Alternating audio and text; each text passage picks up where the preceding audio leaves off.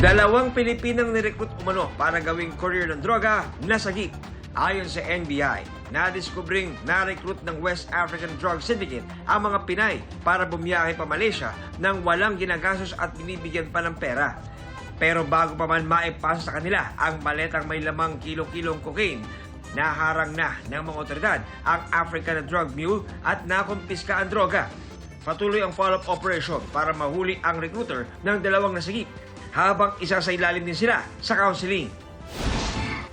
Kandidato sa pagkagobernador, arestado matapos gamitin umano ang pangalan ni First Lady Liza Araneta Marcos para makapanloko.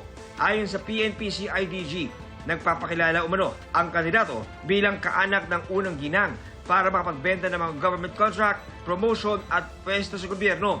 800,000 piso ang singil niya sa isang biktima, kapalit ang umano'y kontrata sa isang ahensya. Nakapagbayad na ng kalahati ang biktima, pero nang magbabayad na ng remaining balance, doon na nahuli ang suspect. Kalaunan, nakapagpiyansa rin siya. Nasa kusadian naman ng CIDG ang 2 tauhan ng Coast Guard na naabutan sa lugar ng entrapment. Dating COVID-19 testing czar Vince Dizon, itinalaga bilang bagong Transportation Secretary. Epektibo yan simula sa February 21.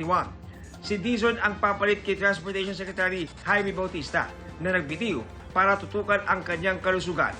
Bukod sa pagiging testing czar nung pandemya, nagsilbi rin si Dizon bilang President at Chief Executive Officer ng Bases Conversion and Development Authority at Presidential Advisor on Flagship Programs and Projects sa nakaraang Administrasyong Duterte.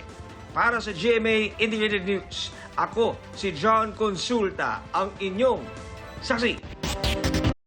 Mga kapuso, maging una sa saksi. Mag-subscribe sa GMA Integrated News sa YouTube para sa iba't ibang balita.